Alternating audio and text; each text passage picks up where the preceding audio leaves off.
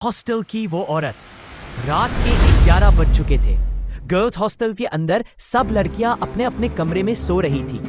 पुराना हॉस्टल था, लंबी अंधेरी कॉरिडोर्स, दीवारों पर पुराने स्टेन्स और एक अजीब सा सन्नाटा। इस हॉस्टल की एक पुरानी कहानी मशहूर थी। कहते हैं हॉस्टल के पीछे एक छोटी सी कब्र है और वहां एक औरत की आत्मा बंद है। कोई नहीं जानता वो कौन थी, पर रात के समय उसके रोने की आवाज कॉरिडोर्स में गूंजती है। रूम नंबर 13 हॉस्टल का सबसे डरावना कमरा माना जाता था। 10 साल पहले एक स्टूडेंट ने वहां सुसाइड किया था। तब से हर रात उस कमरे में कुछ ना कुछ अजीब होता था। लेकिन नए बैच की लड़कियां इस बात को सीरियसली नहीं लेती थी। उस साल नए स्टूडेंट्स आए, जिसमें एक ग्रुप था, रिया, शालिनी और आयशा। तीनों एक ही कमरे में रहती थी और हॉस्टल की पुरानी स्टोरी सुन के हंसती थी।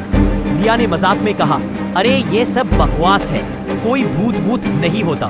शालिनी ने हंसी उड़ाई, हाँ, वरना अब तक हमें दिख ही जाता। उसने हॉस्टल के पहले दिन ही एक अजीब सी चीज नोटिस की थी। रात के 12 बजे हॉस्टल के अंदर से एक औरत की हल्की हल्की सिंगिंग की आवाज आती थी, जैसे कोई लोरी गा रहा हो।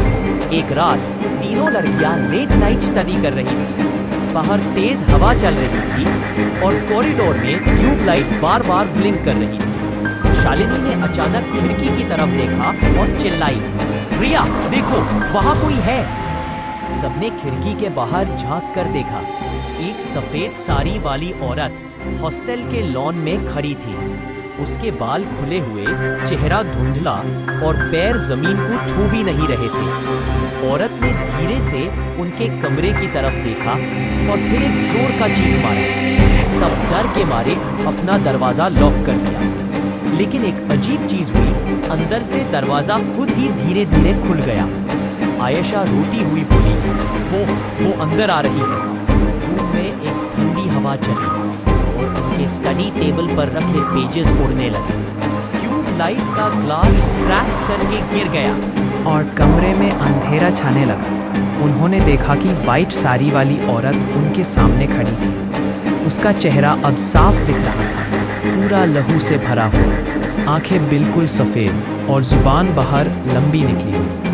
वो औरत धीरे धीरे रिया के पास गई और उसके कान के पास झुककर सिर्फ एक लाइन बोली, तुमने मेरा कमरा क्यों लिया? अगली सुबह हॉस्टल वार्डन ने रूम नंबर 13 का दरवाज़ा लॉक पाया। अंदर कोई लड़की नहीं थी।